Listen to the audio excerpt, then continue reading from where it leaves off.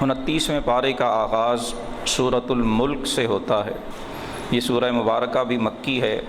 اس میں 30 آیات اور 2 رکوع ہیں۔ زبان نبوت نے اس سورت کو الناجیہ، عذاب قبر سے نجات دینے والی ارشاد فرمایا، المنجیہ، عذاب قبر سے بچانے والی ارشاد فرمایا ہے، اور ام المومنین حضرت سیدہ طیبہ طاہرہ عائشہ صدیقہ بنت صدیق رضی اللہ تعالی عنہا وعن ابیہا، آپ فرماتی ہیں کہ اللہ کے حبیب صلی اللہ علیہ وسلم ہر روز آرام فرما ہونے سے پہلے، رات کو محو استراحت ہونے سے پہلے حضور قرآن کی 2 سورتوں کی تلاوت ضرور فرماتے۔ سفر میں ہوتے یا حضر گھر میں ہوتے، یہ 2 سورتیں، ایک الف لام میم السجدہ جو سورہ احزاب سے پہلے 21ویں پارے میں ہے، اور دوسری یہ سورہ ملک۔ ام المومنین فرماتی کہ حضور اسے رات سونے سے پہلے ضرور تلاوت فرمایا کرتے، اور ایک روایت میں یہ بھی منقول ہے کہ آپ نے ارشاد فرمایا کہ لَبَدِدْتُ ان تکون فی قلب کل مؤمن او کما قال الرسول صلی اللہ علیہ وسلم۔ تہجد کے وقت سے بیدار رہ کر، سحری کر کے، فجر کیا فریضہ ادا کر کے قرآن کی محبت میں بیٹھنے والوں کی خدمت میں اللہ کے حبیب کا یہ ارشاد مبارک پیش ہے۔ اس قرآن کی محبت میں اللہ مزید اضافہ فرمائے، اور ہمیں اس محبت قرآن کے صدقے اللہ قرآن کو حفظ کرنے کی دولت بھی نصیب فرمائے۔ حضور نے فرمایا کہ مجھے یہ محبوب ہے کہ سورہ ملک میرے ہر امتی کے سینے میں، میرے ہر امتی نے اسے یاد کیا ہو، فرمایا مجھے یہ بات محبوب ہے۔ 30 آیات ہیں، ایک آیت بھی اگر ہم روزانہ یاد کریں، صرف ایک مہینے میں یہ پوری صورت ہمارے سینے میں سما سکتی ہے۔ ہاں، شرط اتنی سی ہے، اس کریم کو قبول ہو اور ہماری نیتوں میں اخلاص ہو تو یہ ہرگز مشکل نہیں۔ اللہ پاک کی عظمت و کبریائی کے اعلان، اس کی ہمیشہ رہنے والی بادشاہت کے اعلان سے سورہ مبارکہ کا آغاز ہوتا ہے۔ تبارک الذی بیدہ الملک، بڑی برکت والا ہے وہ جس کے قبضے میں ساری حکومت، سارا ملک ہے، وہو علی کل شیء قدیر۔ زندگی کا پیدا کرنے والا بھی وہی ہے، اور موت بھی اسی کے قبضہ قدرت میں ہے۔ یہ موت و حیات کی کشمکش، یہ موت و حیات، یہ قصہ زیست، یہ فسانہ زندگی، اسے شروع کیوں کیا گیا؟ لیبلوکم ایکم احسن عملا۔ فرمایا تمہیں دنیا میں بھیجا اس لیے گیا تاکہ لوگوں پہ ظاہر کر دیا جائے کہ کون اچھے عمل کرتا ہے۔ سو جس کے پاس جتنا حسن عمل کا ذخیرہ ہے، اس نے اپنے مقصد تخلیق کو اتنا ہی پورا کیا ہے، اور جس مجھ جیسے ناکارہ کا دامن جتنا حسن عمل سے خالی ہے، وہ اتنا ہی اپنے مقصد حیات سے دور ہے۔ وَهُوَ الْعَزِيزُ الْغَفُورُ کہہ کر ہم جیسے خطا کاروں کو تسلی دی گئی کہ حسن عمل کی کوشش تو کرتے رہو، اس میں اپنے تئیں استطاعت کے مطابق لگے تو رہو، جو کمی کوتاہی ہو جاتی ہے وَهُوَ الْعَزِيزُ الْغَفُورُ، وہ تو بخشنے والا ہے، وہ تو مہربانی فرمانے والا ہے، وہ تو رحم فرمانے والا ہے، وہ تمہاری کمزوریوں سے بھی آگاہ ہے، وہ تمہارے ضعف سے بھی واقف ہے، وہ تو الغفور کی شان کا مالک ہے۔ اور پھر قربان جائیے آیہ نمبر 3 اور 4، اللہ پاک چیلنج فرما رہا ہے، فرمایا الذی خلق 7 سماوات طباقا، اللہ کی ذات تو وہ ہے جس نے 7 آسمان ایک دوسرے کے اوپر رکھ کے پیدا فرمائے۔ ما ترا فی خلق الرحمن من تفاوت، فرمایا رحمان کی پیدا کی ہوئی چیز میں کوئی عیب ڈھونڈ کر تو دکھاؤ۔ فرجع البصر، ایک بار دیکھنے سے اگر عیب نہیں ملتا دوبارہ دیکھ لو۔ هل ترى من فطور، اللہ کی تخلیق میں کہیں کوئی نقص، کہیں کوئی خلل، کہیں کوئی عیب تمہیں نظر آتا ہے؟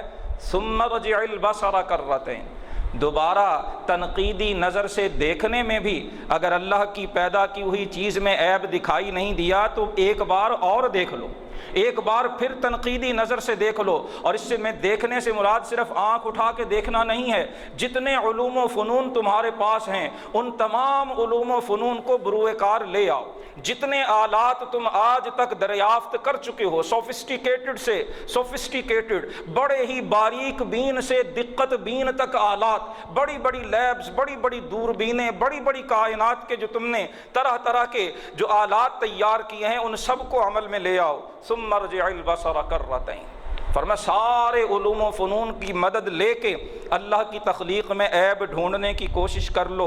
ینقلب الیک البصر خاسئا، تمہاری وہ عیب جو نگاہیں جو اللہ کی تخلیق میں عیب ڈھونڈنے کے لیے لگی ہوئی ہیں، وہ ناکام و نامراد ہو کے واپس پلٹ آئیں گی۔ وہو حسیر، وہ تھکی ماندی ہوں گی، اللہ کی مخلوق میں تمہیں عیب نظر نہیں آئے گا۔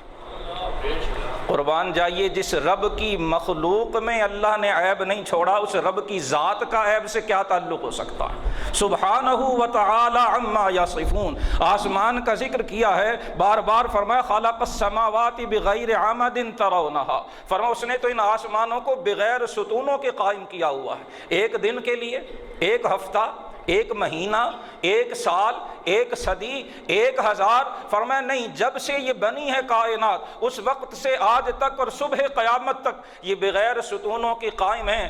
آسمان کی چھت پہ نظر دوڑا کے دیکھ لو، کہیں مرمت کی ضرورت تو نہیں پڑ گئی، کہیں خستگی، کہنگی، پرانے ہونے کے آثار نظر تو نہیں آ رہے؟ ایسا ہرگز ہرگز نہیں، بار بار دیکھ لو۔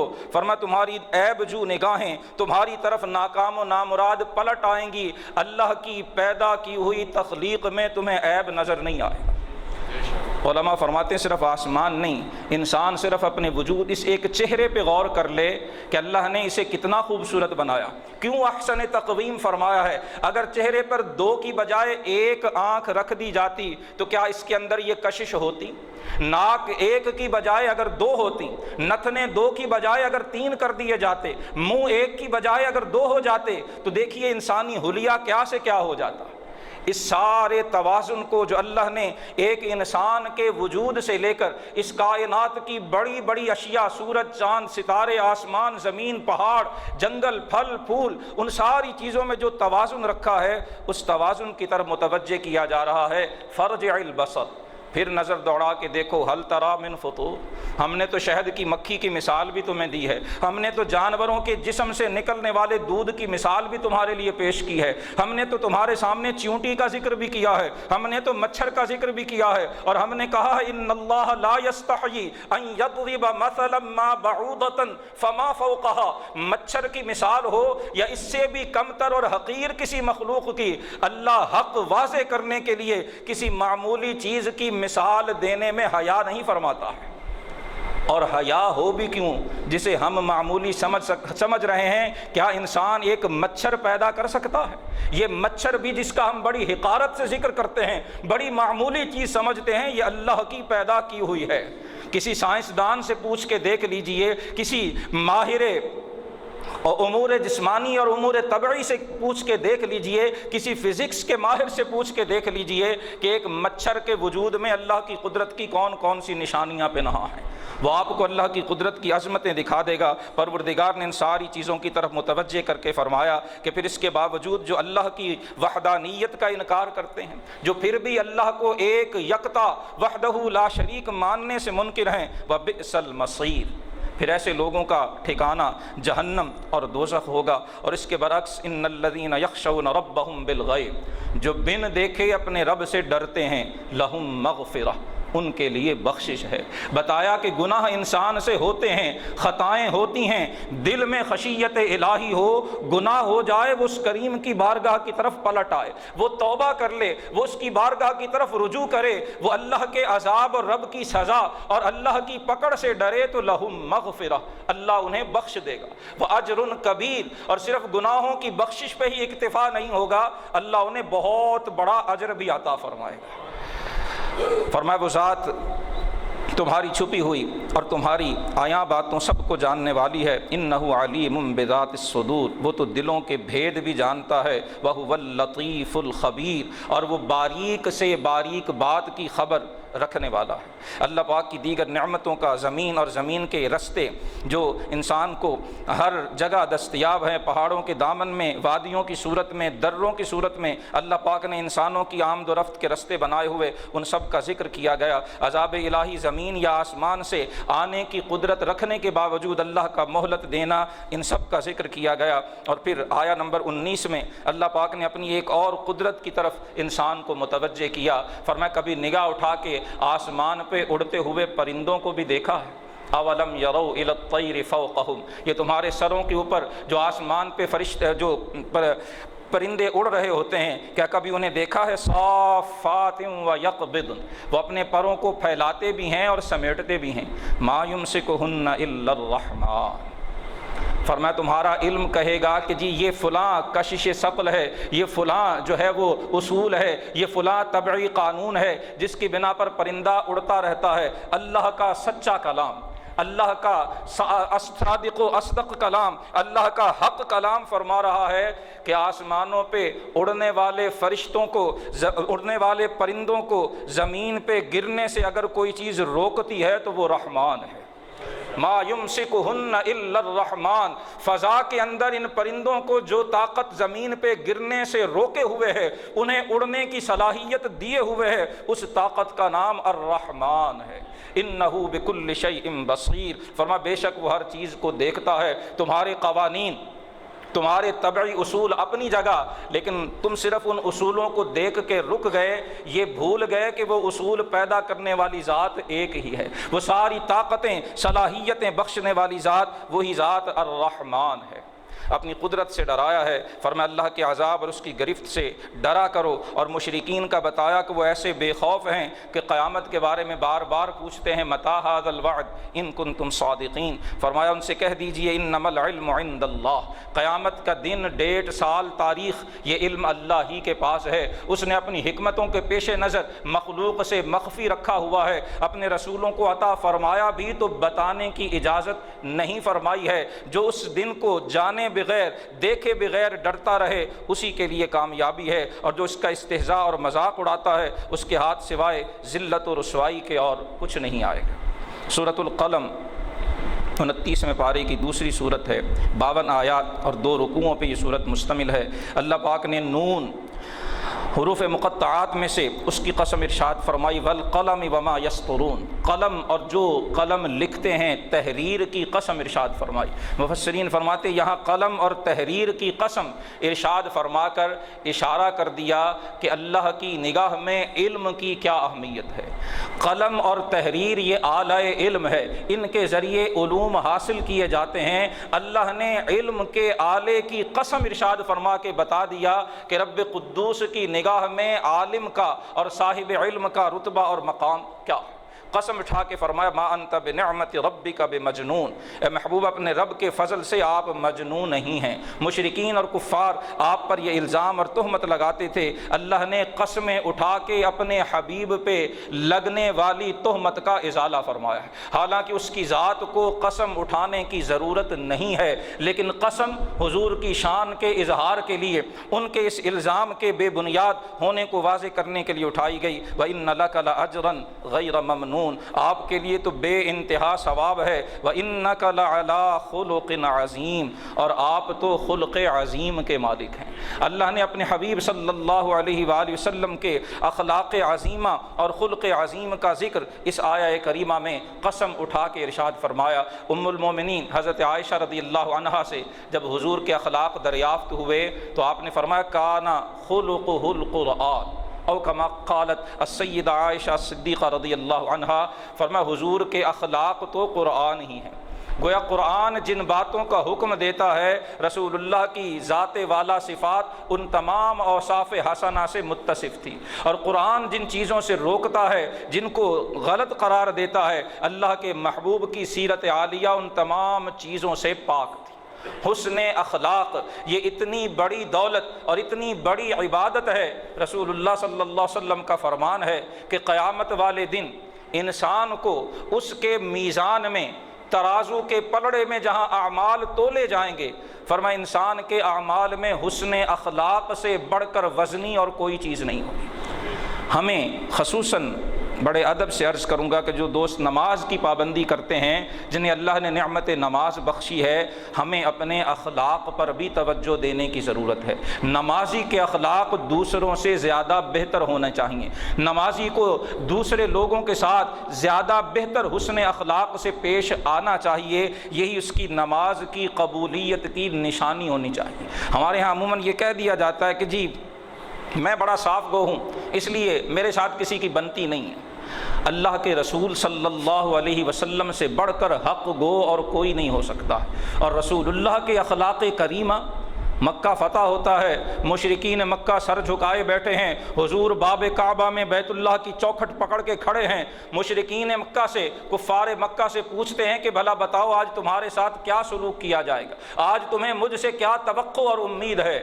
وہ کہتے ہیں اخن کریم وابن اخ کریم، یہ جانی دشمن، یہ بدر، احد اور خندق میں تیر و تلوار اور اسلحے کے انبار لے کر آپ کے خلاف میدان جنگ میں نکلنے والے، یہ بلال کو گلیوں میں گھسیٹنے والے، حضور کو ہجرت پہ مجبور کرنے والے آج سرنگوں ہو کے بیٹھے ہیں، اور آپ فرماتے ہیں اذهبوا فانتم الطلقاء لا تثریب علیکم اليوم اقول کما قال اخی یوسف، فرمایا آج کے دن تم سے میں یہ بھی نہیں پوچھتا کہ تم نے میرے ساتھ یہ ظلم و ستم کیے کیوں تھے، تم نے میرے صحابہ پر یہ مظالم کیوں ڈھائے تھے، میں آج وجہ بھی نہیں پوچھتا، جاؤ میں نے تم سب کو آزاد کیا۔ رسول اللہ صلی اللہ علیہ وسلم کے اخلاق عالیہ ہمیں ضرور پیش نظر رکھنا چاہیے۔ رمضان المبارک کے اس آخری عشرے میں ہمیں قرآن حکیم کی تلاوت کرتے ہوئے، اس کو سمجھنے کی کوشش کرتے ہوئے حضور کے اخلاق عالیہ اور اپنی عادات و اخلاق کو ضرور مد نظر رکھنا چاہیے۔ جس طرح اللہ کے رسول نے دشمنوں کو بھی معاف کیا، ہمیں اپنوں کو معاف کرنے کی ہمت پیدا کرنی چاہیے۔ بھائیوں بہنوں سے ہونے والے قصور اور غلطیاں، دوست احباب سے ہونے والی کوتاہیاں، کاروباری ساتھیوں سے اور بازار کے اور آفس کے ساتھیوں سے ہونے والی کچھ نہ کچھ جو غلطیاں اور کوتاہیاں ہیں، انہیں معاف کرنے کا حوصلہ انک لعلی خلق عظیم پڑھنے والوں اور بیان کرنے والوں کو ضرور اللہ سے مانگنا چاہیے۔ اور شب قدر کی دعا بار بار عرض کی کہ اللہ کے رسول نے ام المومنین کو جو دعا تلقین فرمائی وہ بھی ہمیں اس جانب متوجہ کرتی ہے۔ دعا کے کلمات ہم سب کو یاد ہیں، اللہم انک عفو، الہی تو بہت زیادہ معاف فرمانے والا ہے، تحب العفو، تو معاف کرنے کو پسند کرتا ہے، فاعف عنی، مولا مجھے معاف فرما دے۔ ہمیں یہ تلقین کی جا رہی ہے کہ جیسے اللہ سے اپنے قصوروں، گناہوں، غلطیوں، خطاؤں کی معافی مانگ رہے ہو جنہیں تمہارے اور تمہارے رب کے سوا کوئی نہیں جانتا، اور امید رکھ رہے ہو، اور امید رکھنی چاہیے، یقین کی حد تک رکھنی چاہیے کہ وہ کریم ہمیں معاف کر دے گا، یوں ہی دوسروں کی غلطیوں کو بھی معاف کرو۔ تم ایک دوسرے کی غلطیوں کو معاف کرو گے، واللہ پاک تمہاری غلطیوں سے درگزر فرمائے گا۔ ولید بن مغیرہ مشرکین مکہ کا سردار، بڑا ہی تندخو، بڑا ہی بد خلق، رسول اللہ صلی اللہ علیہ وآلہ وسلم کی مخالفت میں ہر حد سے آگے بڑھ جانے والا، اس کے عیوب کا یہاں ذکر کیا گیا کہ اپنی مال، اپنی دولت اور اپنے جوان بیٹوں کے غرور اور تکبر میں آ کر وہ آپ صلی اللہ علیہ وسلم کی توہین کرتا ہے۔ اللہ پاک نے فرمایا ہم اسے نمونہ عبرت بنائیں گے۔ آیا نمبر 17 سے آگے آیا نمبر 33 تک ایک واقعہ بیان کیا گیا۔ مشرکین جن میں ولید بن مغیرہ، جس کے عیوب یہاں ذکر ہوئے، وہ بھی اور دیگر بھی اپنی دولت کے تکبر اور گھمنڈ میں آ کر اسلام کی بھی مخالفت کیا کرتے، رسول اللہ صلی اللہ علیہ وسلم اور صحابہ سے بھی ظلم و ستم کے ساتھ پیش آیا کرتے۔ اللہ پاک نے بیان فرمایا ایک واقعہ کہ یہ دولت کا تکبر انسان کی بربادی کا باعث بنا کرتا ہے، اس سے بچنا چاہیے۔ مفسرین فرماتے ہیں کہ یمن میں ایک آدمی تھا، اس کو اللہ پاک نے ایک بہت گھنا اور بڑا ہی عمدہ اور بہترین باغ عطا کیا تھا۔ جب اس باغ کے پھل اتارنے کا موقع آتا تو غربا اور فقراء جمع ہو جاتے، وہ شخص جو پھل نیچے گرے ہوئے ہوتے انہیں خود اٹھانے کی بجائے وہ سارے فقراء اور غربا میں تقسیم کر دیا کرتا، جو پھل درختوں سے اترتے ان میں سے بھی ایک بڑا حصہ محتاجوں کو دے دیا کرتا۔ جب وہ شخص فوت ہوا تو اس کے بیٹے تھے، 3 بیٹے مفسرین نے ذکر فرمایا، ان بیٹوں کے ہاتھ جب باپ کا وہ باغ آیا تو کہنے لگے ہمارا باپ بڑا بے وقوف تھا، اپنی محنت کی کمائی سارا سال جس باغ پہ محنت کرتا وہ ان نکموں کو لٹا دیتا، یہ تو ہیں ہی سارے نکمے، یہ لمبے تڑنگے تندرست، خود کچھ کرتے نہیں ہیں اور جھولیاں پھیلا کے ہم سے مانگنے کے لیے آ جاتے ہیں۔ اب باپ مر گیا ہے، اب اس سال جو فصل ہوگی ہم اس میں سے ایک دانہ بھی کسی محتاج کو نہیں دیں گے۔ اور اس کا انہوں نے صورت یہ نکالی کہ جب دن چڑھے ہم پھل توڑنے کے لیے جاتے ہیں تو یہ سارے منگتے اکٹھے ہو جاتے ہیں، لہٰذا اس بار ہم صبح صبح منہ اندھیرے جائیں گے اور ان منگتوں کے، ان بھکاریوں کے بیدار ہونے سے پہلے سارا پھل جو ہے وہ اکٹھا کر کے لے آئیں گے اور کسی کو کچھ نہیں دیں گے۔ اللہ پاک فرما رہا انا بلوناہم کما بلونا اصحاب الجنہ، فرمایا ان مشرکین مکہ کو بھی ہم نے آزمایا جیسے باغ والوں کو آزمایا۔ بھائیوں نے قسمیں اٹھا لی ہیں ایک دوسرے کے ساتھ کہ صبح صبح جانا ہے، فتنادوا مصبحین، منہ اندھیرے جائیں گے، ان اغدوا علی حرثکم ان کنتم صارمین، اور اگر سارے پھلوں پہ قبضہ کرنا ہے تو پھر صبح صبح اپنے باغ میں پہنچنا ہوگا۔ فانطلقوا وهم يتخافتون، وہ چلے اور باتیں بھی آہستہ آہستہ کر رہے تھے، اللہ يدخلنها اليوم علیکم مسکین، آہستہ بولو، تمہاری آواز سن کے کوئی سویا ہوا مسکین جاگ نہ جائے اور تمہارے ساتھ پھل لینے کے لیے نہ پہنچ جائے۔ وغدوا علی حرد قادرین، اور تڑکے تڑکے صبح صبح چلے یہ سمجھ کر کہ ہم سارا پھل اکٹھا کر کے لے آئیں گے۔ فلما رأوها قالوا انا لضالون، اللہ پاک نے ذکر فرمایا فطاف علیہا طائف من ربک، وہ سارا پھل اکٹھے کرنے کا پلان اور منصوبہ بنا رہے تھے اور اللہ پاک نے فرمایا تمہارے رب کی طرف سے ایک پھیرا ڈالنے والا وہاں پہ پھیرا ڈال گیا۔ وہم نائمون، جب کہ ابھی وہ منصوبے بنا کے سوئے ہوئے تھے۔ فاصبحت کالصریم، اور وہ سارے کا سارا باغ تباہ و برباد ہو کے رہ گیا۔ جب منہ اندھیرے پہنچے اور وہاں کل تک جو سارے باغ کے درخت پھلوں سے لدے ہوئے تھے، جن کا دل ہی دل میں اندازہ لگایا ہوا تھا اتنے من، اتنے ٹن، اتنی مقدار ہوگی، آج وہاں ایک درخت بھی پھلدار نظر نہیں آ رہا ہے، آنکھیں مل مل کے دیکھ رہے ہیں۔ قالوا انا لضالون، ہم رستہ بھول گئے، شاید یہ باغ تو ہمارا نہیں ہے، یہ تو کل تک لہلہا رہا تھا، اس کے تو پھلوں کی، اس کے درختوں کی ٹہنیاں پھلوں سے لد کے بوجھل ہو رہی تھیں، یہاں تو کوئی پھلدار درخت نظر ہی نہیں آ رہا۔ جب آنکھیں مل مل کے دیکھنے کے باوجود، جسم پہ چٹکیاں لینے کے باوجود صورتحال کا نقشہ نہ بدلا تو پھر اس بات کا اعتراف کر بیٹھے بل نحن محرومون، ہم تو بے نصیب ہو چکے، وہ باغ تو سارے کا سارا ضائع اور برباد ہو گیا۔ قال اوسطهم الم اقل لكم لولا تسبحون، ان کا درمیانی بھائی کہنے لگا کہ میں نے تمہیں کہا تھا ایسے منصوبے مت بناؤ، ہمارا باپ جو کرتا تھا وہ حماقت نہیں تھی، وہ اللہ کے فضل کو دعوت دینے والی چیز تھی۔ غرباء اور فقراء پر خرچ کرنا یہ مال ضائع کرنا نہیں ہے، یہ برکت کا وظیفہ ہوا کرتا ہے۔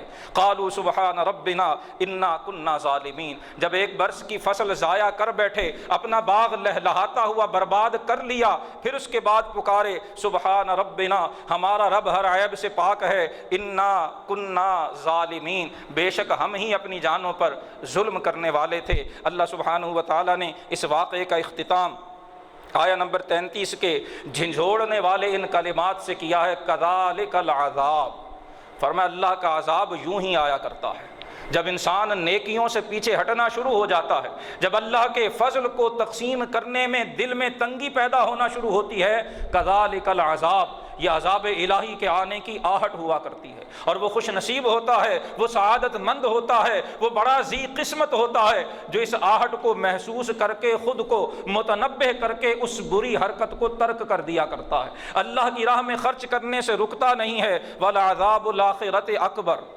فرمایا یہ تو دنیا کا عذاب ہے، آخرت کا عذاب تو اس سے بہت بڑا ہے۔ اور اعلیٰ حضرت رحمہ اللہ کا ترجمہ کیا خوبصورت ہے، فرمایا بے شک آخرت کی مار سب سے بڑی، لو کانوا یعلمون، کیا اچھا تھا اگر وہ جان لیتے۔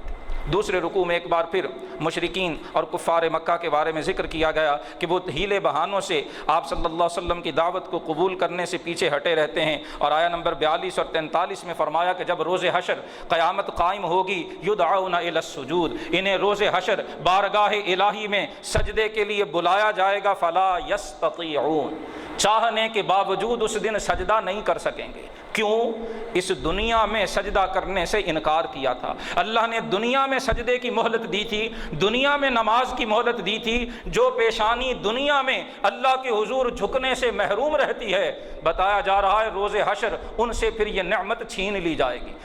جو ایمان پہ جس کا خاتمہ نہیں ہوا، جو مشرک و کافر دنیا سے گیا، فرمایا اس دن یدعون الی السجود فلا یستطیعون، انہیں سجدے کی دعوت دی جائے گی لیکن چاہنے کے باوجود اس روز سجدہ نہیں نہیں کر سکیں گے۔ خاشعتن ابصارہم، ہیبت الہی سے، جلال ربانی سے آنکھیں جھکی ہوئی ہوں گی۔ ترہقہم ذلہ، اور ان کے چہروں پر ذلت و خواری مسلط کی جا چکی ہوگی۔ وقد کانوا یدعون الی السجود وہم سالمون، دنیا میں جب وہ تندرست تھے سجدے کی دعوت دی جاتی تو انکار کیا کرتے تھے، آج میدان محشر میں کرنا چاہیں گے تو اللہ پاک توفیق ہی عطا نہیں فرمائے گا۔ بعض روایات میں ان کی پیٹھ دوہری ہونے سے انکار کر دے گی اور وہ چاہنے کے باوجود اللہ کی بارگاہ میں سجدہ بجا نہیں لا سکیں گے۔ نماز کتنی بڑی نعمت عظمیٰ ہے، ان آیات سے اس کا اندازہ ہوتا ہے۔ اور نماز میں سجدے میں سر رکھ کے سبحان ربی الاعلی کہنے کی توفیق ملنا، یہ اللہ کا کتنا بڑا احسان ہے،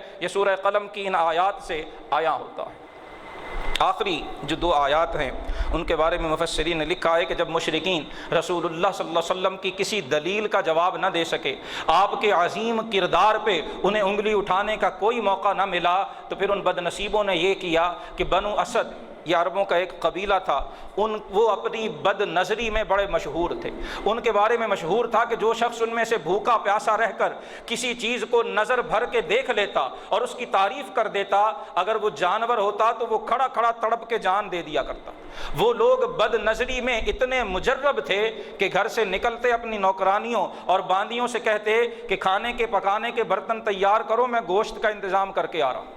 کسی کا خوب فربا موٹا تازہ جانور دیکھتے، نظر بھر کے دیکھتے اور کہتے کتنا اچھا اونٹ ہے، یہ کتنا اچھا جانور ہے۔ ان کا یہ جملہ کہنے کی دیر ہوتی، وہ جانور وہیں تڑپ تڑپ کے گر کے مر جاتا اور مالک کو ذبح کر کے اسے تقسیم کرنے کے سوا اور کوئی چارہ نہ ہوا کرتا۔ کفار مکہ نے اس قبیلے کے جو ماہر بد نظر تھے ان کو بلایا اور کہا کہ محمد صلی اللہ علیہ وسلم کو نظر لگاؤ۔ نعوذ باللہ من ذالک، جھوٹ کس کس طرح کے پاسے پلٹتا ہے، باطل کو کیا کیا روپ اختیار کرنا پڑتے ہیں، لیکن وہ حق کا مقابلہ کبھی بھی نہیں کر سکتا ہے۔ اللہ سبحانہ و تعالیٰ نے اسی کا ذکر کیا کہ وَإِن يَكَادُ الَّذِينَ كَفَرُوا لَيُزْلِقُونَكَ بِأَبْصَارِهِمْ، اور کافر تو یوں معلوم ہوتا ہے کہ اپنی بد نگاہی سے آپ کو گرا دیں گے۔ لما سمعوا الذکر، قریش کو سب سے زیادہ غصہ حضور پہ تب آتا تھا جب آپ قرآن پڑھ کے سنایا کرتے تھے۔ جب اللہ کا کلام پڑھتے تھے تو ان کی تیوریوں پہ، ان کی پیشانیوں پہ تیوریاں چڑھ جاتی تھی، غصے سے بل پڑ جایا کرتے تھے کہ یہ کیا پڑھ رہے ہیں، یہ ہمارے بتوں کی جو ہے وہ مذمت کر رہے ہیں۔ وَيَقُولُونَ إِنَّهُ لَمَجْنُونَ، آپ کو قرآن پڑھتا ہوا سن کر وہ آپ کو مجنون کہتے ہیں، بد نظری کے ساتھ آپ کو نگاہیں لگانے کی کوشش کرتے ہیں۔ وَمَا هُوَ إِلَّا ذِكْرٌ لِّلْعَالَمِينَ، یہ قرآن جسے سن کر انہیں غصہ آتا ہے یہ تو کائنات کے لیے نصیحت ہے، یہ تو سارے جہان والوں کے لیے ہدایت کا سامان ہے۔ سورۃ الحاقہ 29ویں پارے کی تیسری صورت ہے، 52 آیات اور 2 رکوعوں پہ مشتمل ہے۔ وہ حق ہونے والی، اور کیسی وہ حق ہونے والی، اور تمہیں کیا خبر کہ وہ حق ہونے والی کیا ہے۔ قیامت کا ذکر کیا گیا، گزشتہ قوموں کے واقعات بیان ہوئے، ان پر آنے والے عذاب الہی کا تذکرہ ہوا۔ روز حشر خوش نصیبوں کو، اہل عمل صالح کو دائیں ہاتھ میں نام عمل ملنے کا ذکر ہوا اور دیگر کو بائیں ہاتھ میں، دونوں کے احوال بیان ہوئے، اور آخر میں فرمایا کہ یہ قرآن انہ لقول رسول کریم، یہ قرآن ایک کرم والے رسول سے باتیں ہیں، یہ کسی شاعر کی گفتگو نہیں، یہ کسی کاہن کی کہی ہوئی باتیں نہیں۔ قلیلا ما تؤمنون قلیلا ما تذکرون، تم بہت کم ایمان لاتے ہو، بہت کم دھیان دیتے ہو۔ تنزیل من رب العالمین، یہ تو رب العالمین کا اتارا ہوا ہے۔ اور اختتام سورت فسبح باسم ربک العظیم کے مقدس کلمات سے ہوا۔ سورۃ المعارج 4تھی سورت ہے، 44 آیات اور 2 رکوعوں پہ یہ سورت مشتمل ہے۔ معارج کا معنی مفسرین نے زینے اور سیڑھیاں کیا ہے، اور بعض نے فرمایا اس سے مراد آسمان ہیں، اور بعض نے کہا اللہ جو فرشتوں کو درجات عطا فرماتا ہے وہ اس سے مراد ہے۔ من اللہ ذی المعارج، بلندیوں کا مالک، یہ اللہ کی شان اس صورت میں بیان ہوئی۔ قیامت کا ذکر ہوا کہ وہ 50,000 سال کا دن ہوگا۔ صحابہ کرام علیہم رضوان نے سنا تو عرض کی یا رسول اللہ یہ تو بڑا طویل دن ہوگا۔ حضور نے فرمایا اللہ کی عزت کی قسم ہے، میرے ایمان والے امتی کے لیے وہ ایک فرض نماز پڑھنے کی مقدار کے برابر ہوگا۔ وہ 50,000 سال کا دن جو مشرکین اور کفار کے لیے اتنا طویل ہے، فرمایا میرے صاحب ایمان امتی کے لیے صرف اتنا طویل ہوگا جتنا فرض نماز پڑھنے کی مقدار ہوا کرتی ہے۔ مشرک اور کافر کے اوصاف کیا ہوتے ہیں وہ بھی بیان ہوئے، اہل ایمان کے اوصاف بھی ایک بار پھر یہاں تفصیل سے بیان ہوئے۔ اور پھر اگر ہم غور کرنے پہ آمادہ ہوں، یہاں سورۃ المعارج میں بھی اللہ پاک نے مؤمنوں کے جس وصف کو 2 بار ذکر کیا ہے بلکہ 3 بار ذکر کیا ہے، وہ نماز پڑھنے کا وصف ہے۔ الا المصلین، فرمایا جو مشرکانہ اوصاف ہیں کہ خیر ہو، دولت ہو، خوشحالی ہو تو تکبر اور اترانے میں مبتلا ہو جانا، اور اگر فقر ہو تو نا امید اور مایوس ہو جانا، یہ تو مشرکین و کفار کا شیوا ہے۔ الا المصلین، یہ نماز پڑھنے والوں کے اخلاق اور ان کا کردار نہیں ہے۔ والذین هم علی صلاتهم دائمون، جو اپنی نماز کے پابند ہیں، صرف رمضان میں نہیں، صرف کسی ایک مہینے میں نہیں، یا ایک آدھ نماز نہیں، وہ سدا اپنی نمازوں کی پابندی کرتے ہیں۔ اور آخر میں پھر والذین هم علی صلاتهم یحافظون، فرمایا جو اپنی نمازوں کی حفاظت کرتے ہیں۔ 3 بار نماز اور نماز پڑھنے والوں کا ذکر کر کے سند عطا فرمائی، اولئک فی جنات مکرمون، یہ ہیں جن کا باغوں میں اعزاز ہوگا، جن کا جنت کے باغوں میں عزت کے ساتھ استقبال کیا جائے گا۔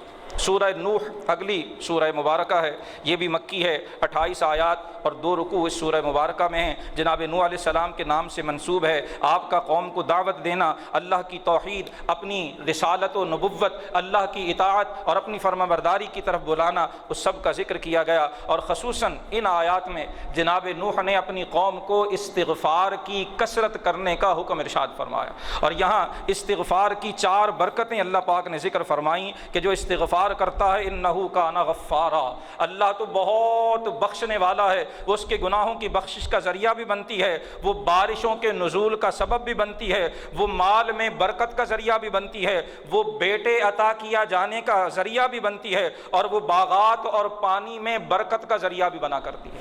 بعض نے حضرت حسن بصری رضی اللہ تعالیٰ عنہ اور بعض نے کسی صحابی کا ذکر کیا کہ ان کے پاس 4 مختلف سائل آئے۔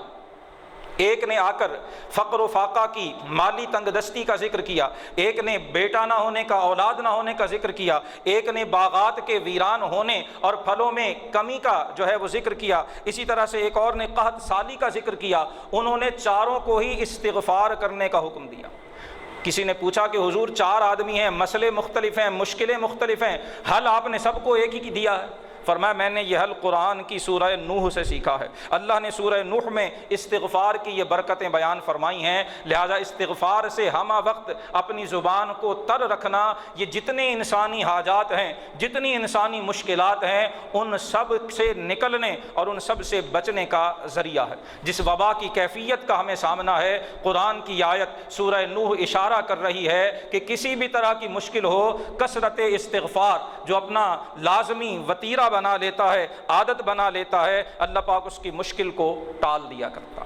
سورۃ الجن اگلی سورہ مبارکہ ہے، 28 آیات اور 2 رکوعوں پر مشتمل ہے۔ یہاں ایک بار پھر سورہ احقاف کے بعد اللہ پاک نے رسول اللہ صلی اللہ علیہ وسلم کی خدمت میں جنات کے حاضر ہونے، قرآن سننے، اور یہاں آیا نمبر 1 میں جنات نے قرآن کی جو صفت بیان فرمائی وہ بڑی سننے والی ہے۔ فرمایا انا سمعنا قرآنا عجبا، جنات نے جب رسول اللہ سے آپ سے قرآن کی تلاوت سنی تو ایک دوسرے سے کہنے لگے یہ بڑا عجیب قرآن ہے، اس میں کیسی حلاوت ہے، کیسی شیرینی ہے، کیسی مٹھاس ہے، کیسی لذت ہے، یہ جب سماعتوں میں اترتا ہے تو اندر کی دنیا کو بدل دیتا ہے۔ انا سمعنا قرآنا عجبا یہدی الی الرشد، یہ تو ہدایت کی طرف بلاتا ہے، دعوت دیتا ہے۔ فآمنا بہ، ہم اس ہدایت پہ ایمان لے آئے۔ ولن نشرک بربنا احدا، اور ہم ہرگز اپنے رب کے ساتھ کسی کو شریک نہیں ٹھہرائیں گے۔ مفسرین فرماتے ہیں کہ سورہ احقاف میں جس واقعے کا ذکر ہے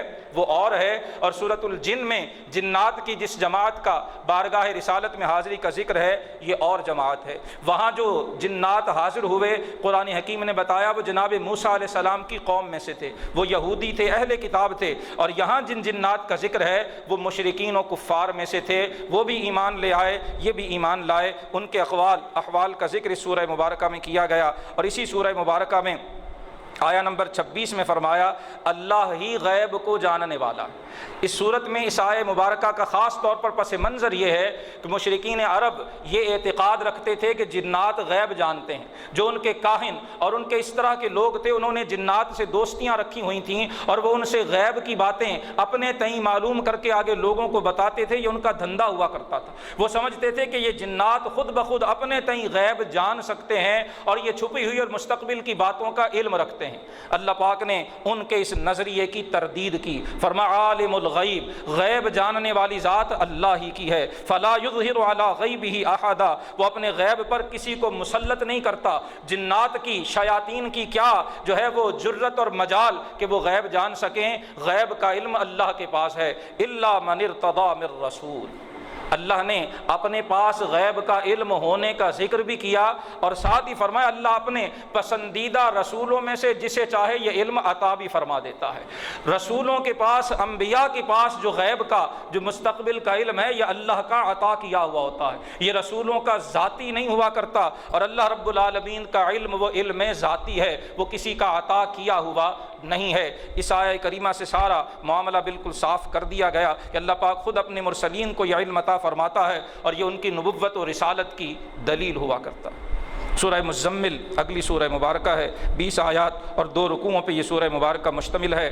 کپڑا لپیٹنے کو عربی میں تزمیل کہا جاتا ہے، اور مزمل جس نے کپڑا لپیٹا ہوا ہو، یہ وہ کمبل ہو، وہ بالا پوش ہو، وہ کوئی چادر ہو، اسے مزمل کہا جاتا ہے۔ جب یہ آیت نازل ہوئی، رسول اللہ صلی اللہ علیہ وآلہ وسلم کمبل لپیٹے ہوئے تھے، آپ نے ایک چادر لپیٹی ہوئی تھی۔ اللہ پاک نے اسی حالت میں آپ کو مخاطب کیا، فرمایا چادر لپیٹنے والے قم اللیل الا قلیلا، رات میں آپ تھوڑا قیام فرمایا کیجئے، نصف شب یا اس سے کچھ زائد، ورتل القرآن ترتیلا، اور قرآن کو خوب ٹھہر ٹھہر کر پڑھا کر۔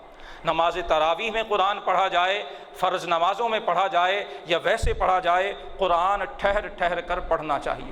اتنی تیزی سے پڑھنا کہ قرآن کے کلمات ٹوٹ جائیں، یہ حرام ہے، یہ ناجائز ہے، وہ تراویح میں ہو یا کسی اور موقع پر ہو۔ ہمارے ہاں یہ بڑی بدقسمتی ہے کہ نماز تراویح میں اکثر اس چیز کا خیال نہیں رکھا جاتا۔ پڑھنے والے بھی جلدی جلدی پڑھنے میں اور صرف رکعتوں کی تعداد اور پاروں کی تعداد پوری کرنے پہ زور دیتے ہیں، اور اس حکم الہی کی جو ہے وہ سراسر مخالفت کی جاتی ہے۔ ایسا نہیں کرنا چاہیے، اس سے بچنا چاہیے۔ قرآن کو ترتیل سے ٹھہر ٹھہر کر پڑھنے کا حکم دیا گیا ہے۔ اور سورہ مبارکہ کے دوسرے رکوع میں ابتدا میں نصف شب تک قیام کا ذکر تھا، پھر اس میں مزید جو ہے وہ تخفیف فرما دی گئی، اور فرمایا فقرؤوا ما تیسر من القرآن، جتنا قرآن آپ آسانی سے پڑھ سکیں، نصف شب سے بھی کم وقت میں اتنا آپ تلاوت فرما کے قیام فرمایا کیجیے۔ سورہ مدثر اگلی صورت ہے، 56 آیات اور 2 رکوعوں پر یہ سورہ مبارکہ مشتمل ہے۔ اس میں قم فانذر کا حکم آپ کو ارشاد فرمایا گیا کہ آپ لوگوں کو عذاب الہی سے ڈرائیے۔ مشرکین کے اوصاف ایک بار پھر ذکر ہوئے، اور آخر میں خصوصاً فرمایا کہ جنتی دوزخیوں سے جب پوچھیں گے ما سلککم فی سقر، کہ تم جہنم میں کیوں پڑے ہوئے ہو، تمہیں جہنم کے عذابوں اور سزاؤں کا سامنا کیوں کرنا پڑ رہا ہے، جہنمی اپنا سب سے پہلا جرم جو سورہ مدثر میں بیان کیا گیا وہ کہیں گے لم نک من المصلین، ہم دنیا میں نماز نہیں پڑھا کرتے تھے۔ اس نماز نہ پڑھنے کی نحوست آج ہمیں دوزخ کی سزا کی صورت میں بھگتنا پڑ رہی ہے۔ ولم نک نطعم المسکین، دوسرا جرم، مسکین ہمارے سامنے ہوتے تھے، محتاج ہمارے سامنے ہوتے تھے، کھانا دینے کی طاقت ہم رکھتے تھے، اس کے باوجود ہم مسکین کو کھانا نہیں کھلایا کرتے تھے۔ اس جرم کی پاداش میں آج ہم جہنم میں پڑے ہوئے ہیں۔ وَكُنَّا نَخُوضُ مَعَ الْخَائِضِينَ، اور ہم بیہودہ کام کرنے والوں کے ساتھ لگے رہا کرتے تھے۔ میری گیدرنگ ہے جی، میری دوستی ہے جی، فرینڈشپ ہے جی، یار ہے میرے، میں کیا کروں؟ یہ یاروں کی یاری کس انجام تک پہنچاتی ہے۔ کاش ہم سورہ مدثر کی آیا نمبر 45 میں غور کر لیں، وہ جہنمی بتائیں گے کہ ہم جہنم میں اس لیے پڑے ہوئے ہیں کہ ہم یاروں کی یاری نبھاتے رہے تھے۔ کنا نخوض مع الخائضین، جو بیہودہ باتیں لوگ کرتے تھے ہم بھی ان کے ساتھ مشغول رہا کرتے تھے۔ وکنا نکذب بیوم الدین، اور ہم قیامت کے دن کو جھٹلاتے تھے کہ آج تک تو آئی نہیں ہے، اب کہاں سے آئے گی، نعوذ باللہ من ذالک، حتی اتانا الیقین، یہاں تک کہ پھر یقین موت کی صورت میں جب آیا، ادھر سانس بند ہوئی اور ادھر آنکھ کھلی کہ جو اللہ کے رسول فرماتے تھے وہ حق ہے، لیکن تب تک انسان کی ہدایت پر آنے کا جو مرحلہ ہے اور جو موقع ہے وہ گنوا چکا ہوتا۔ سورہ قیامہ 29ویں پارے کی اگلی صورت ہے، 40 آیات اور 2 رکوعوں پر یہ صورت مشتمل ہے۔ یہاں ایک بار پھر قیامت کے دن کی قسم اٹھائی۔ نفس لوامہ، وہ انسان کا ضمیر جو گناہ اور غلطی ہونے پر اسے ملامت کرتا ہے اور اندر سے آواز دیتا ہے کہ یہ کام غلط ہے جو تو نے کیا ہے، اللہ ایسے ضمیر کی قسم ارشاد فرما رہا ہے، اس نفس کی قسم ارشاد فرما رہا ہے، اور فرمایا کیا انسان یہ سمجھتا ہے کہ ہم اس کی ہڈیوں کو اکٹھا نہیں کر سکیں گے؟ بلا، کیوں نہیں، قادرین علی ان نسوی بنانا، ہم تو اس پہ بھی قادر ہیں کہ اس کی انگلیوں کے پور بھی ٹھیک ٹھیک بنا دیں۔ فرمایا تمہارا پورا وجود، یہ بڑی بڑی ہڈیاں تو دور کی بات ہے، یہ انگلیوں کے پور ہم تو انہیں بھی دوبارہ سے اسی طرح سے بنانے پہ قادر ہیں۔ یہ آیہ کریمہ بڑی معنی خیز ہے، 14 صدیاں قبل اللہ فرما رہا ہے کہ ہم تمہاری انگلیوں کے پور بھی دوبارہ اسی طرح سے بنانے پہ قادر ہیں۔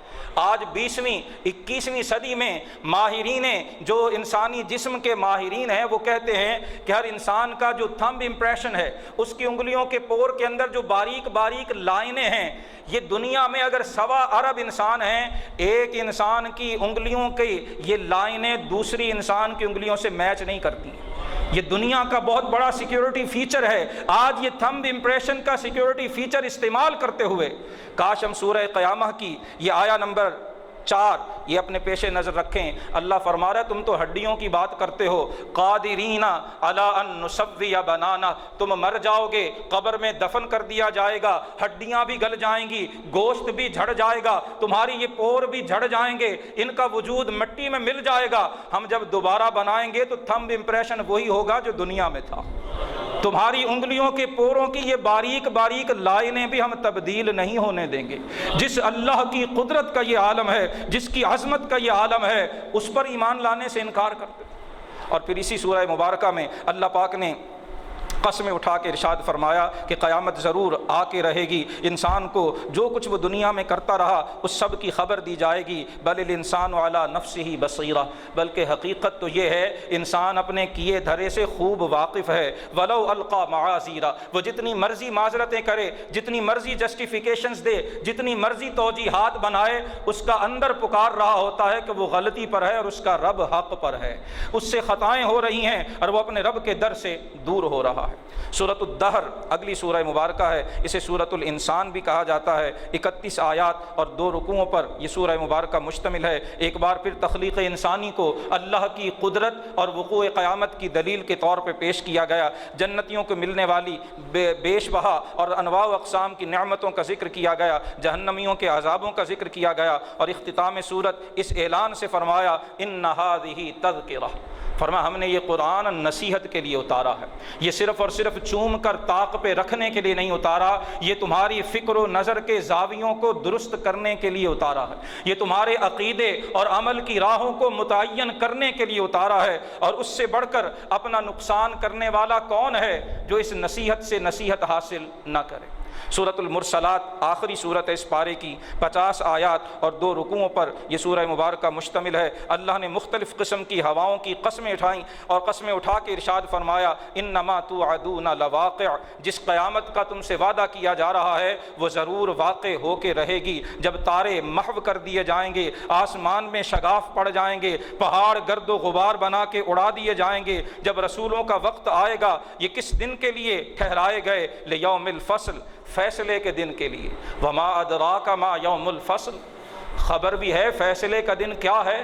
ویل یومئذ للمکذبین، اس دن خرابی ہے جھٹلانے والوں کے لیے۔ پھر اللہ کی نعمتوں کا بڑی پرتاثیر انداز میں ذکر ہوا، پہلی قوموں کے ہلاک کیے جانے، بعد میں آنے والوں کو ان کے ساتھ ملنے، مجرموں کے ساتھ اسی سلوک کا ذکر کیا گیا، انسان کی تخلیق کا ذکر ایک بار پھر کیا، فرمایا ہم اسے ماں کے رحم میں الی قدر معلوم، ایک مقررہ وقت تک کے لیے رکھتے ہیں۔ فقدرنا، رحم مادر میں انسانی جنین کے ٹھہرنے کی مدت ہم نے مقرر کی ہے۔ فنعم القادرون، ہم کتنی اچھی مدت مقرر کرنے والے ہیں، ہم کیسے رحم مادر میں تمہاری تخلیق کر کے تمہیں دنیا میں بھیجتے ہیں۔ ویل یومئذ للمکذبین، بربادی ہے اس کے لیے جو ایسے عظیم رب کو جھٹلاتا ہے۔ فرمایا ہم نے زمین تمہارے لیے پیدا کی، احیاء و امواتا، تم زندہ ہو تب بھی تمہارے فائدے کی ہے، مر جاؤ تو تب بھی اپنے سینے میں تمہیں جگہ یہ زمین ہی دیتی ہے۔ وجعلنا فیہا رواسی شامخات، بڑے بڑے بلند و بالا پہاڑی سلسلے، ان پہاڑی سلسلوں کے نیچے طرح طرح کی معدنیات کے خزانے وَأَسْقَيْنَاكُم مَّاءً فُرَاتًا، اور آسمانوں سے زمین سے ٹھنڈے میٹھے پانی کے چشمے اور بارش یہ کون برساتا ہے؟ وَيْلٌ يَوْمَئِذٍ لِّلْمُكَذِّبِينَ، بربادی ہے ان کے لیے جو ایسے عظیم رب کو جھٹلاتے ہیں۔ اور اس سورہ مبارکہ کا اختتام فَبِأَيِّ حَدِيثٍ بَعْدَهُ يُؤْمِنُونَ پہ کیا گیا۔ فرمایا جو سورہ مرسلات کی آیات سن کے بھی نہیں مانتا، پھر اس کے بعد وہ کس چیز پہ ایمان لائیں گے؟ جنہیں قرآن بھی حق کی طرف مائل نہیں کرتا، پھر اور کیا چیز ہے جو انہیں حق قبول کرنے پہ آمادہ کر سکتی؟ دعا ہے کہ اللہ رب العالمین ہمیں قرآن حکیم کی تلاوت کا ذوق نصیب فرمائے، اس کی تعلیمات کا فہم و شعور اور اس پہ عمل کا جذبہ نصیب فرمائے۔